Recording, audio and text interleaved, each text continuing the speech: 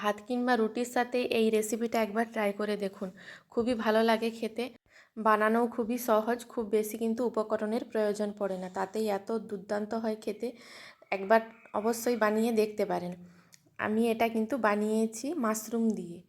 তো এখন বাজারে যে মাশরুমগুলো পাওয়া যায় আমি সেই মাশরুমই নিয়েছি। এই মাশরুমগুলো কিন্তু শীতকালেই বেশি ওঠে, আর এগুলো কিন্তু অনেকেই বাড়িতে চাষ করে থাকেন, এই প্যাকেট হিসাবে বিক্রি করেন।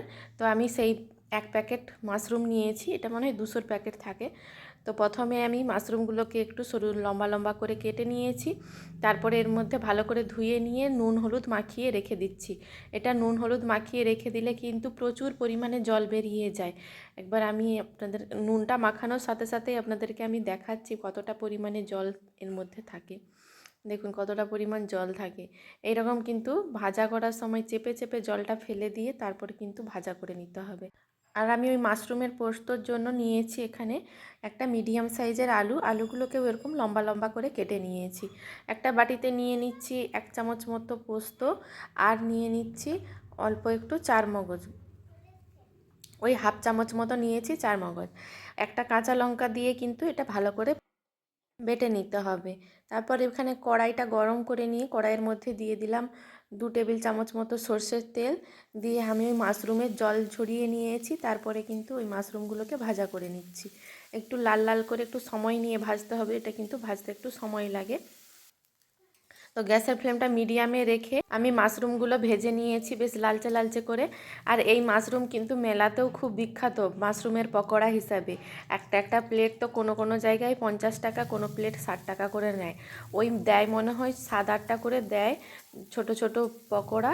তো মাশরুম পকোড়া হিসেবে খুবই কিন্তু বিখ্যাত। কড়াইতে নিয়েছি আবারও একটু সরষের তেল নিয়ে নিয়েছি, মাশরুমগুলো তুলে নিয়ে তারপরে দিয়ে দিয়েছি একটু কালো জিরে আর একটা মিডিয়াম সাইজের পেঁয়াজ কুচি, দিয়ে দিলাম ওই কেটে রাখা আলুগুলো। পেঁয়াজটাও ভাজা হতে থাকবে আর আলুটাও কিন্তু খুব ভালোভাবে কষানো হয়ে যাবে। দিয়েছি অল্প একটু নুন, আর দিয়ে দিচ্ছি পরিমাণ মতো হলুদ গুঁড়ো, দিয়ে খুব ভালো করে এটা কষিয়ে নিতে হবে। আর দিয়ে দিচ্ছি একটা একদম ছোট সাইজের একটা টমেটো কুচি।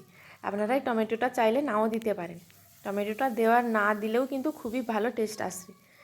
আর দিয়ে দিচ্ছি অল্প স্বাদের জন্য একটু চিনি, দিয়ে ওই পোস্ত আর চারমগজটা যে বেটে রেখেছিলাম ওটা কিন্তু আমি দিয়ে দিচ্ছি।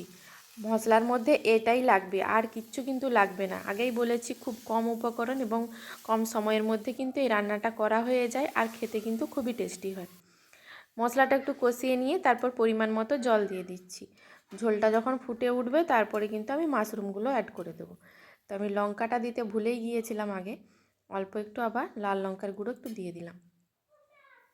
দিয়ে ভালো করে মিশিয়ে নিয়ে একটু ঢাকা দিয়ে এটা আলুটা সেদ্ধ হতে দেব।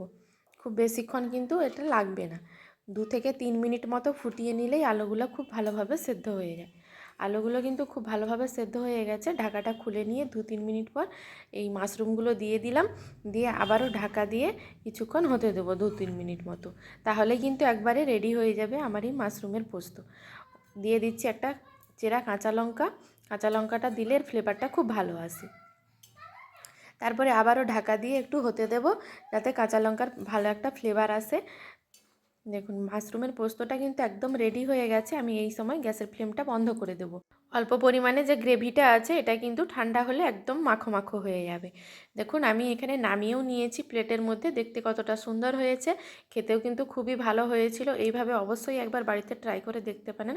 আর রেসিপিটা যদি আমার ভালো লাগে তাহলে আমার ফেসবুক থেকে দেখলে পেজটি ফলো করে নেবেন, আর ইউটিউব থেকে দেখলে চ্যানেলটি সাবস্ক্রাইব করে নেবেন।